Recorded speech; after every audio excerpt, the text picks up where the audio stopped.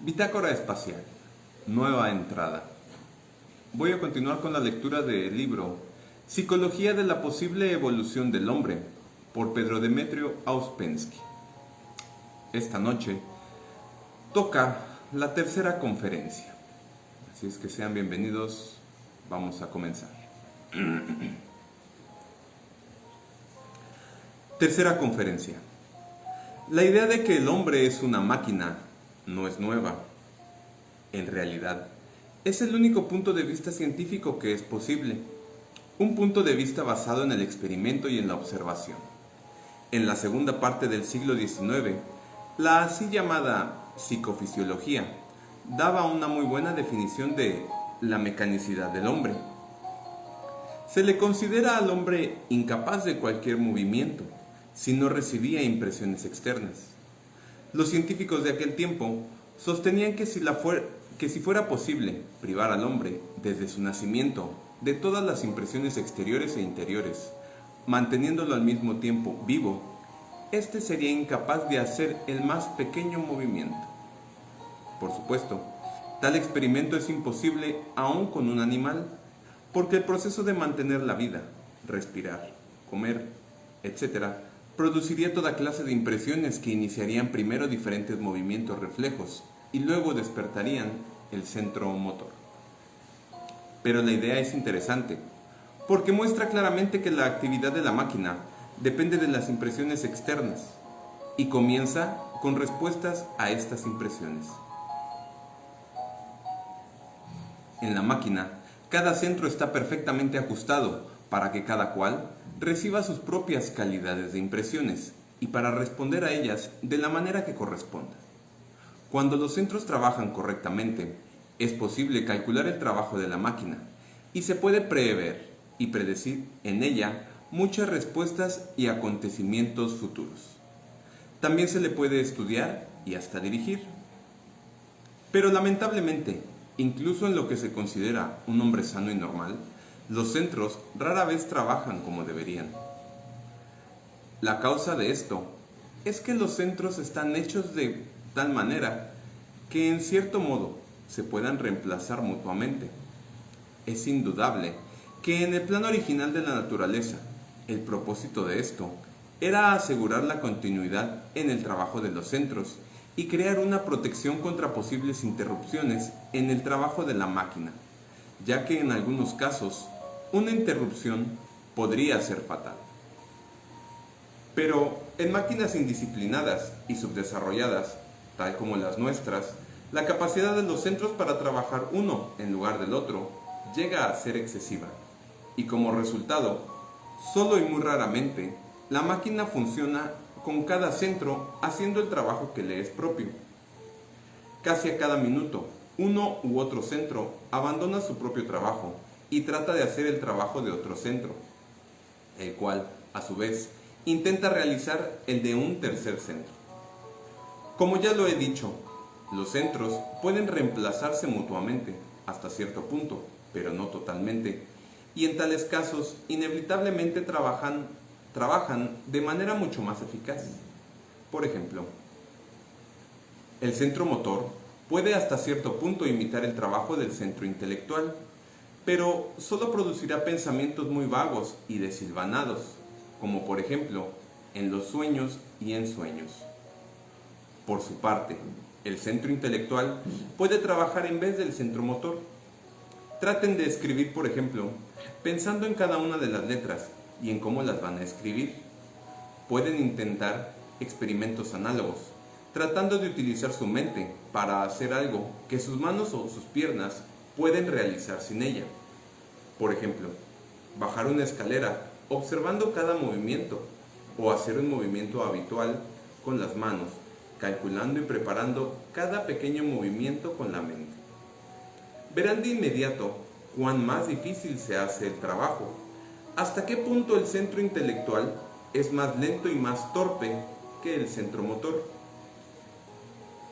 Ustedes pueden constatar esto también cuando aprenden algo nuevo, algún movimiento nuevo.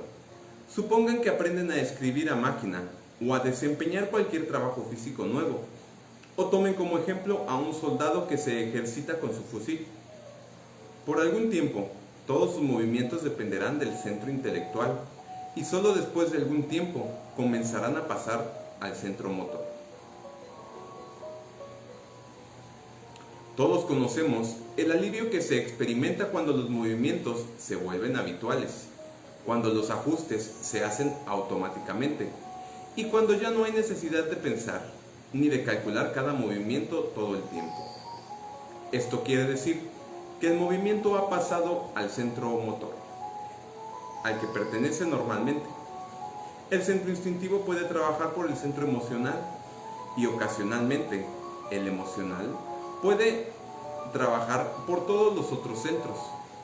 En algunos casos, el centro intelectual tiene que trabajar en vez del centro instintivo, aunque solo puede hacer una pequeña parte de su trabajo. La parte conectada con los movimientos visibles, tal como el movimiento del pecho mientras se respira. Es muy peligroso interferir con las funciones normales del centro instintivo, como por ejemplo, haciendo la respiración artificial, la cual a veces es descrita como la respiración de los yogis. Esta nunca se debe realizar sin el consejo y la observación de un maestro competente y experimentado. Volviendo al mal trabajo de los centros, debo decir que prácticamente colma toda nuestra vida. Nuestras impresiones opacas, nuestras impresiones vagas, nuestra falta de impresiones, nuestra lenta comprensión de muchas cosas, muy a menudo nuestra identificación, nuestra consideración, aún nuestro mentir, todo esto depende del mal trabajo de los centros. La idea del mal trabajo de los centros no entra en nuestro pensar ni en nuestro conocimiento ordinario, y no nos damos cuenta de cuánto nos perjudica, cuánta energía consumimos innecesariamente de esta manera, ni de las dificultades que nos crea este mal trabajo de los centros. La insuficiente comprensión del mal trabajo de nuestra máquina está habitualmente ligada a la falsa noción que tenemos de nuestra unidad. Cuando comprendemos cuán divididos estamos en nosotros mismos, comenzamos a darnos cuenta del peligro que existe cuando una parte de nosotros trabaja en lugar de otra, sin que lo sepamos.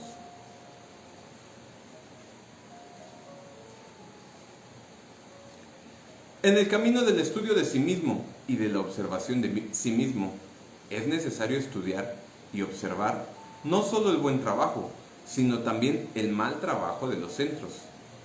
Es necesario conocer todas las clases del mal trabajo y los rasgos particulares del mal trabajo de determinados individuos.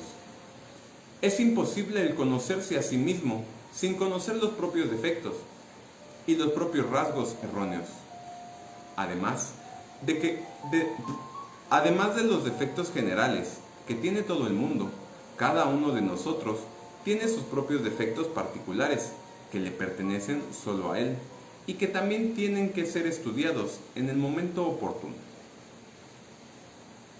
Como lo señalé al comienzo, la idea de que el hombre es una máquina puesta en movimiento por influencias externas es real y verdaderamente una idea científica.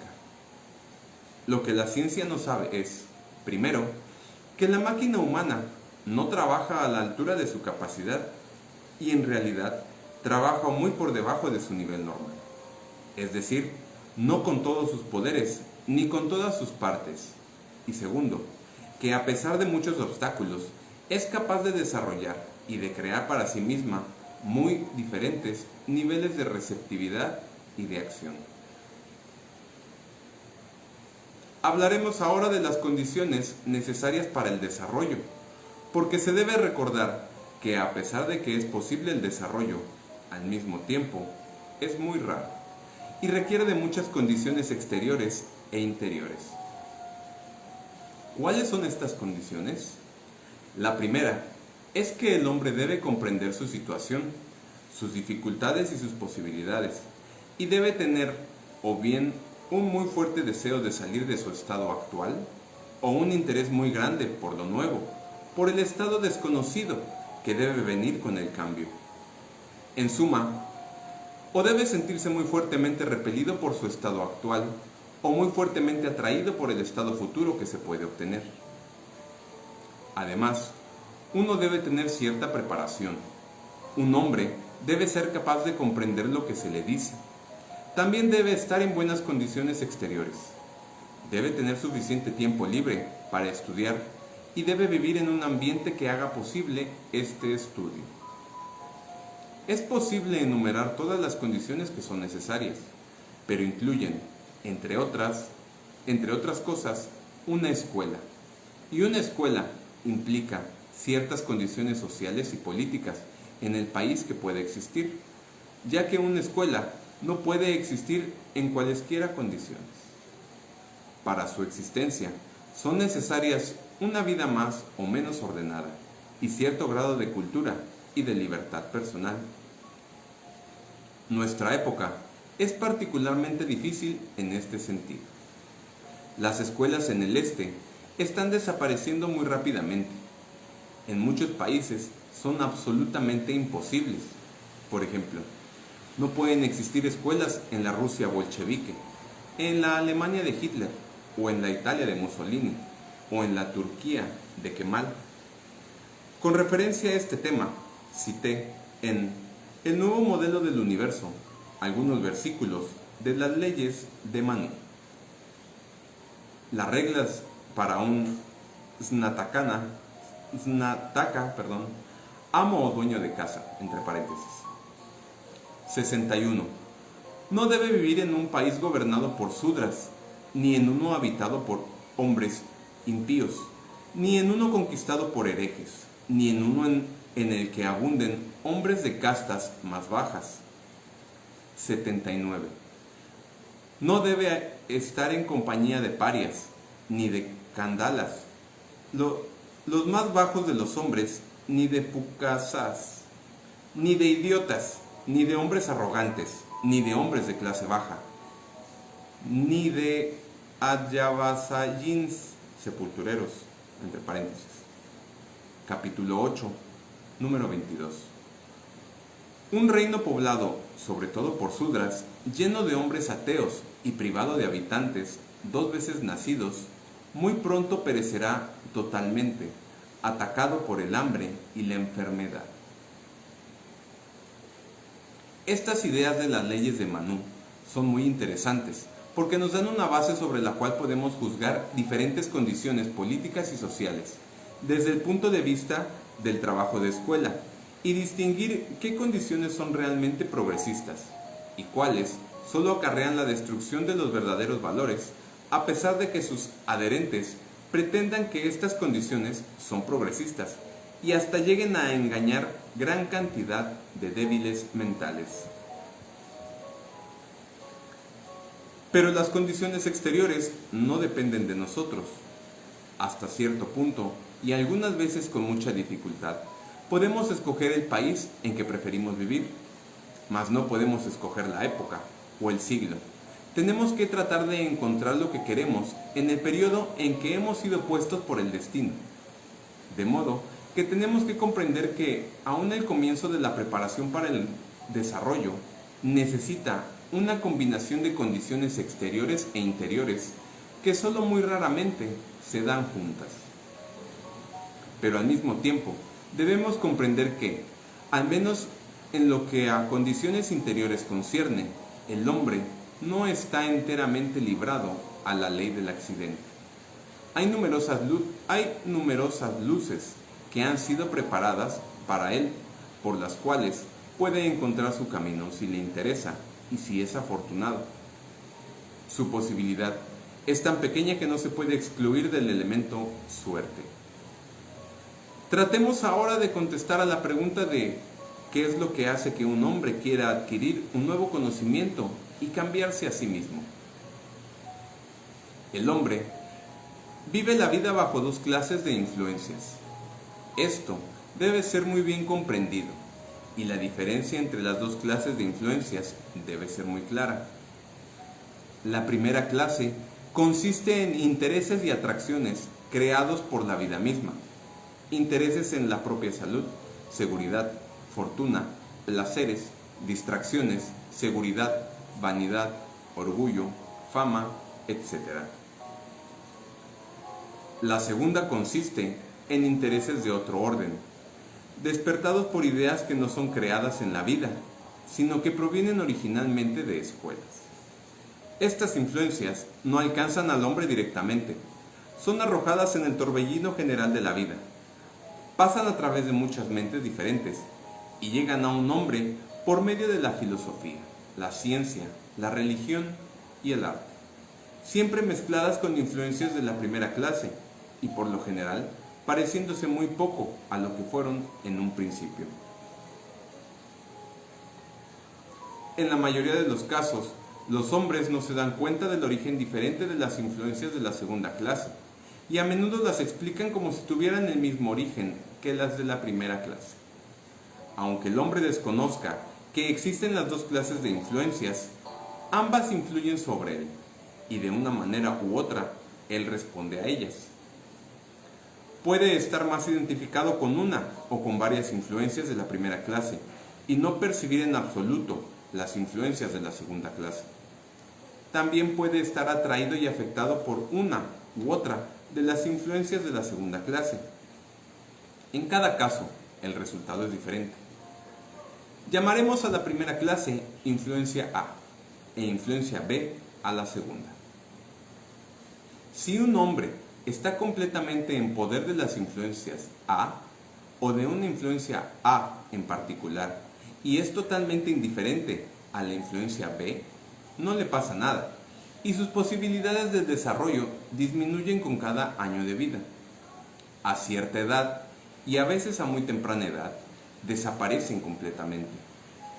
Esto quiere decir que el hombre muere, aunque físicamente permanezca todavía vivo, como el grano que no puede germinar y producir una planta.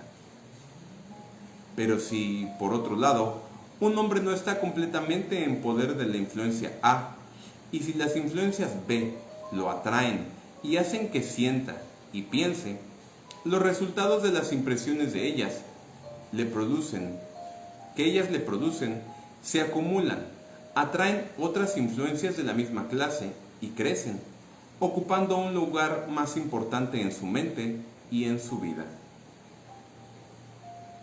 Si los resultados producidos por la influencia B llegan a ser lo suficientemente fuertes, se fusionan y forman en el hombre lo que se llama un centro magnético. En este caso, debe comprenderse de inmediato que la palabra centro no significa lo mismo que el centro intelectual o el centro motor, es decir, centros que pertenecen a la esencia. El centro magnético pertenece a la personalidad. Es simplemente un grupo de intereses que cuando llegan a ser lo suficientemente fuertes, sirven, hasta cierto punto, como un factor orientador y controlador. El centro magnético canaliza nuestros intereses en cierta dirección y ayuda a mantenerlos ahí. Al mismo tiempo, no puede hacer nada por sí mismo. Se necesita una escuela. El centro magnético no puede reemplazar a una escuela, pero puede ayudar a darse cuenta de la necesidad de una escuela. Puede ayudar a comenzar la búsqueda de una escuela.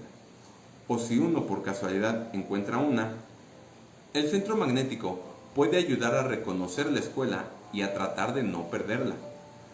Aunque no hay nada más fácil de perder que una escuela. Aunque no esté formulada, la primera exigencia de una escuela es poseer un centro magnético. Si un hombre que no tiene centro magnético, entre paréntesis, o tiene un centro magnético pequeño o débil, o tiene varios centros magnéticos contradictorios, es decir, que esté interesado al mismo tiempo en muchas cosas incompatibles, encuentra una escuela, no llega a interesarse en ella, la critica de inmediato sin saber nada, o su interés desaparece muy rápidamente, tan pronto surgen las primeras dificultades del trabajo de escuela. Esta es la principal salvaguarda de una escuela. Sin ella, la escuela se llenaría de gente inadecuada, que de inmediato distorsionaría la enseñanza de la escuela. El verdadero centro magnético no solo ayuda a reconocer una escuela, sino que también es ayuda para absorber las enseñanzas de la escuela, que es diferente de ambas influencias, tanto A como B, y podría llamarse influencia C. La influencia C solo puede ser transmitida verbalmente, por medio de la enseñanza directa, la explicación y la demostración. Cuando un hombre encuentra la influencia C y es capaz de absorberla, se dice de él que en un punto de sí mismo, es decir, en su centro magnético, se libera de la ley del accidente. Desde este momento, el centro magnético ya ha desempeñado su papel. Ha atraído al hombre a una escuela y lo ha ayudado en sus primeros pasos en ella. De aquí en adelante, las ideas y la enseñanza de la escuela toman el lugar del centro magnético y lentamente comienzan a penetrar en las diferentes partes de la personalidad y con el tiempo en la esencia. En forma ordinaria, uno puede conocer muchas cosas sobre las escuelas, su organización y su actividad, leyendo y estudiando los periodos de la historia en que las escuelas eran más conspicuas y más accesibles. Pero hay ciertas cosas sobre las escuelas que uno solo puede aprender en las mismas escuelas, y la explicación de los principios y de las reglas de la escuela ocupa un lugar muy importante en su enseñanza. Uno de los más importantes principios que uno aprende de esta manera es que el verdadero trabajo de la escuela debe realizarse simultáneamente en 3 líneas. Una línea de trabajo o 2 líneas de trabajo no se pueden llamar un verdadero trabajo de escuela. ¿Cuáles son estas 3 líneas? En la primera conferencia dije que estas conferencias no son una escuela. Ahora podré explicar por qué no lo son. Una vez, en una conferencia, se hizo una pregunta. ¿Los que estudian esta enseñanza trabajan solo para sí mismos o lo hacen para otra gente? Ahora contestaré también a esta pregunta. La primera línea es el estudio de sí mismo y el estudio de la enseñanza o del lenguaje. Al trabajar en esta línea, uno trabaja para sí mismo. La segunda línea es el trabajo con otra gente que está en la escuela, y trabajando con ellos no solo se trabaja con ellos, sino para ellos. De manera que en la segunda línea uno aprende a trabajar con la gente y para la gente. Es por esto que para algunas personas la segunda línea es particularmente difícil. En la tercera línea, uno trabaja para la escuela. A fin de trabajar para la escuela, uno debe ante todo comprender el trabajo de la escuela, comprender sus metas y sus necesidades. Esto requiere tiempo, a menos que uno esté realmente preparado.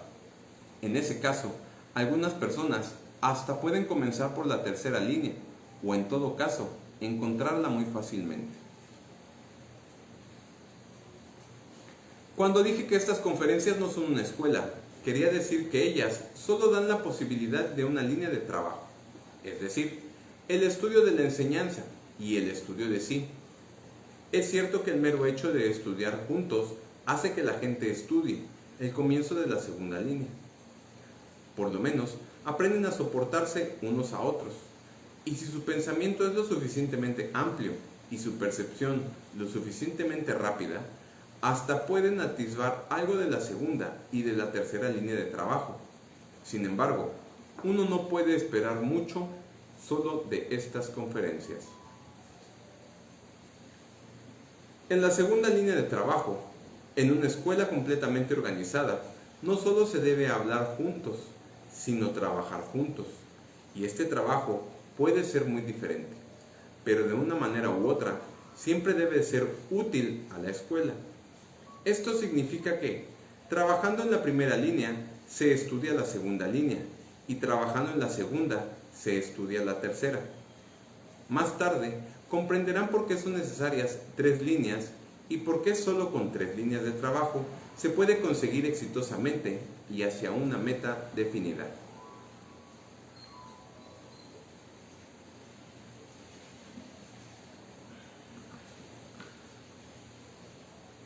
Incluso ahora, se puede comprender la razón principal de la necesidad de las 3 líneas de trabajo. Si se tiene en cuenta que el hombre está dormido y que muy pronto pierde interés por cualquier trabajo que emprenda y lo continúa mecánicamente. Se necesitan 3 líneas de trabajo, ante todo porque el trabajo en una línea despierta a un hombre que se ha quedado dormido en la otra.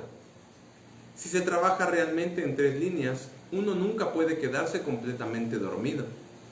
En todo caso, uno no puede dormir tan tranquilamente como antes. Uno siempre se despertará y se dará cuenta que su trabajo se ha detenido. También puedo señalar una diferencia muy característica entre las 3 líneas de trabajo.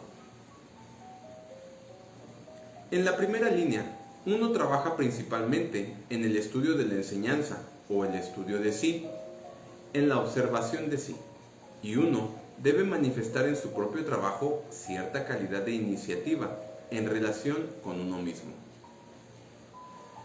En la segunda línea se trabaja en relación con cierto trabajo organizado y uno solo debe hacer lo que se le dice. En la segunda línea no se requiere ni se admite ninguna iniciativa y el punto más importante en ella es la disciplina y el seguir exactamente lo que le es dicho, sin aportar ninguna de las ideas propias, aun si éstas parecen ser mejores que las que han sido dadas. En la tercera línea, nuevamente, uno puede manifestar más iniciativa, pero uno siempre tiene que verificarse a sí mismo y no permitirse tomar decisiones contra las reglas y principios, o en contra de lo que se ha dicho. Dije antes que el trabajo comienza con el estudio del lenguaje. Será muy útil si a esta altura ustedes tratan de darse cuenta de que ya conocen cierto número de palabras de este nuevo lenguaje. Y será muy útil también tratar de contar estas nuevas palabras y hacer una lista de ellas. Pero deben ser escritas sin comentarios, es decir, sin interpretaciones. Los comentarios y las interpretaciones o explicaciones deben estar en su comprensión. Ustedes no pueden escribirlos en papel. Si esto fuera posible, el estudio de las enseñanzas de psicología sería muy sencillo. Bastaría con publicar una especie de diccionario o glosario y la gente sabría todo lo que es necesario saber. Pero, por suerte o desgraciadamente, esto es imposible. Y los hombres tienen que aprender a trabajar cada uno para sí.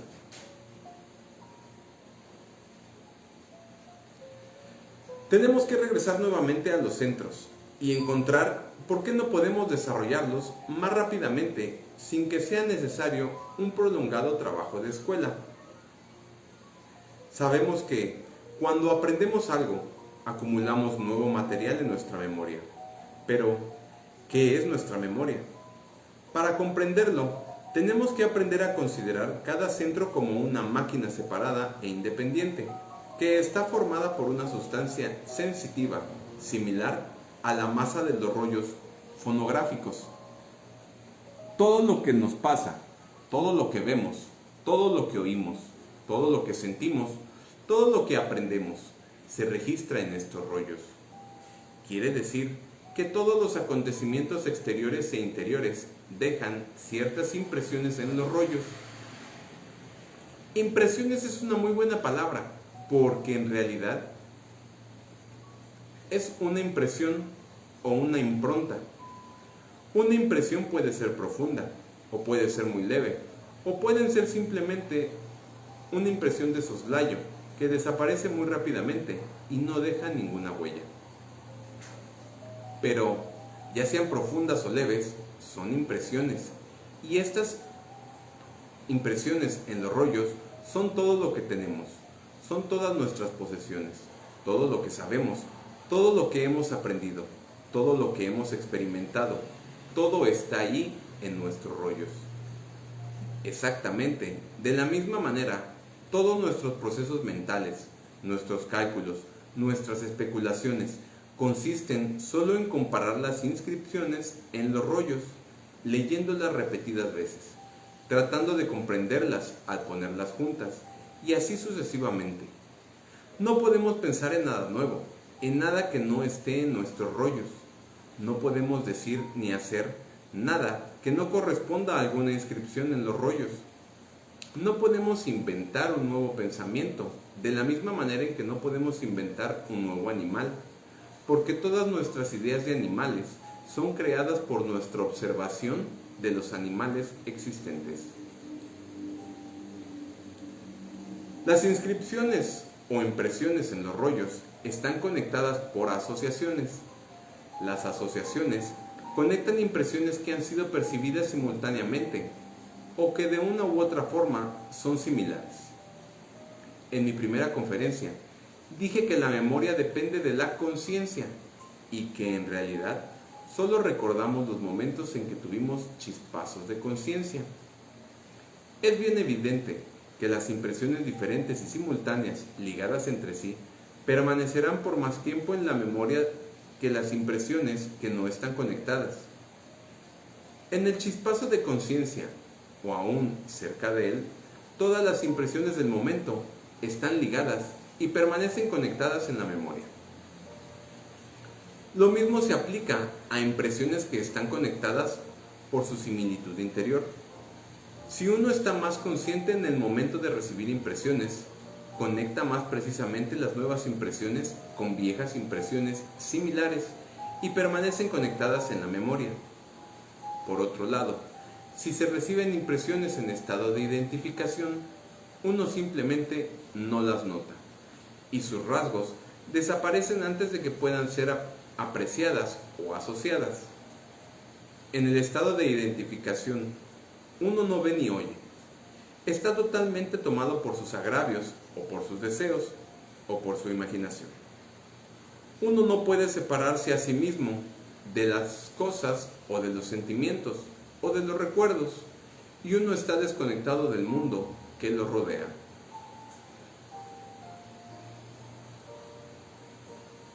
Fin de la tercera conferencia. Muchísimas gracias por acompañarme con la lectura de este libro que recordamos es Psicología de la posible evolución del hombre por Pedro Demetrio Auspensky. El día de mañana continuaremos con la cuarta conferencia. Así es que pues bueno, si nos damos cuenta también tiene muchas asociaciones con lo que es el tarot acerca de las impresiones o inscripciones de los rollos. Pues sí, todo eso va directamente a nuestra subconsciencia, ¿no? Entonces, a esas impresiones de manera autoconsciente que nosotros hacemos, ahí todo está guardado en la subconsciencia. Por lo tanto, pues es evidente esto que dice, hace muy buena referencia. Habla de los hidrógenos, me parece que sí, la verdad no lo he terminado de ojear completamente. Y pues bueno, mejor mañana los esperamos para la cuarta conferencia. Pues bueno, eso fue todo por mi parte el día de hoy. Así es que muchas gracias y hasta la próxima.